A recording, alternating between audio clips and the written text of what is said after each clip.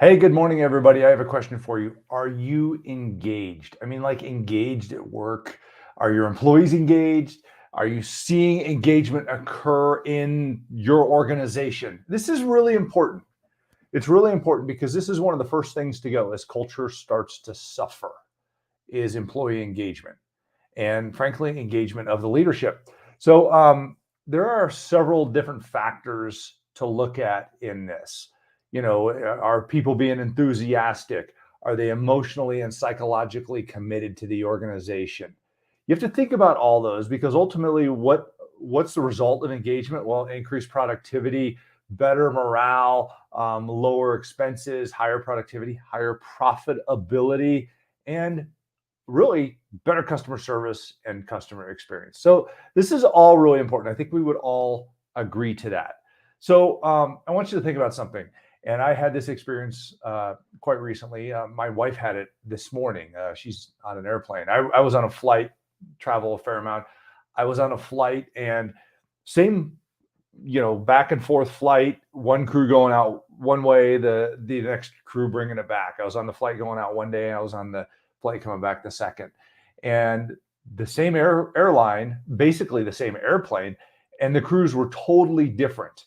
One of them, when you came on, they were like jovial and upbeat and super service oriented.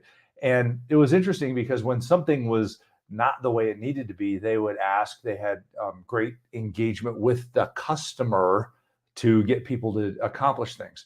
Now, the other crew, the opposite. It was totally the opposite. The engagement level was really bad. I mean, it was negative. They were actively disengaged in what they were doing because they were miserable. Now, how do you think that made people feel?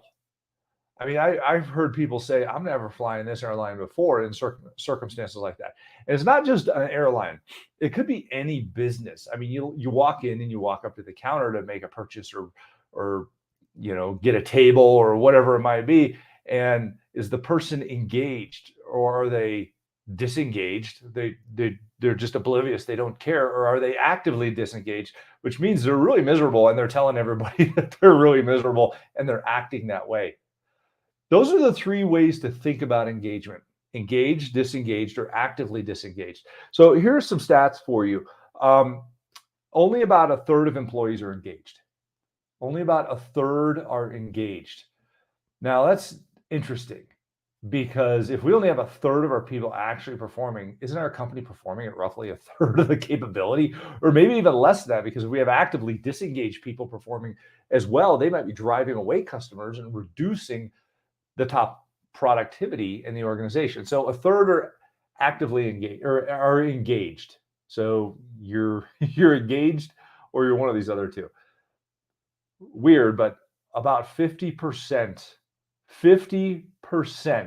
are just there working. They're what's called disengaged. They're just showing up and doing the minimum necessary. Half of employees statistically are just showing up and doing the minimum necessary. Whoa, what's going on here? And then here's the interesting part. The other 15 to 20% are actively disengaged, meaning they're telling everybody how miserable they are. By the way, this is a Gallup statistic for an average company. Now, higher producing companies have a far lower level of active disengagement and a far lower level of engagement. And you just can't say, oh, I'm a high producing company, because you truly don't know until you conduct an employee engagement survey. Okay. But I will say this: standard companies versus high perform or engaged companies, engaged employees. Engaged employee companies are 147% more profitable, 147% more higher performing. I mean, that's massive. So think about that. So the question comes down to, how do you create engagement? So there was another survey done recently. And by the way, engagement is a huge point in business today. This is really important for all businesses, whether or not it's just you and your level of engagement. You have one employee or you have 1,000 employees. Engagement matters. So ultimately, what causes engagement? Well, a survey showed that 37%, the largest result of this survey, was what causes engagement is recognition and appreciation by the boss. So why is that? that's that way because we are hard programmed from when we're little bitty in life, when we're little kids, to seek authority, praise, and appreciation. Our parents, our teachers, all sorts of different people in society, we're looking for who's going to praise us when we're little kids. Well, that didn't go away. That's programmed into our psyche to look for that praise. 37%, 37% are looking for that. So you might go, well, that's pay because I want more pay to be more engaged. Well, actually that's only 7%. And truly, the people who say that are disengaged to begin with. They're just the miserable people answering in the survey, and that pay isn't going to change their engagement. They're just going to default back to their disengagement. So think about those things.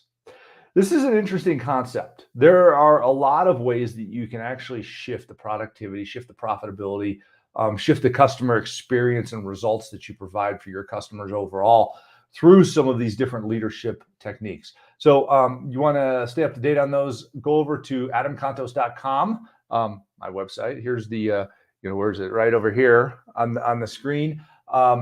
Adamcontos.com, you'll see a pop-up, sign up to stay up to date on the Leadership Factory. And let's keep leading out there. Go out and look for engagement. Look for engagement. See where is yours? Where is your employees? Ask your customers, how do you feel the engagement level of my employees was in this company? And find out. We'll talk to you soon. Bye.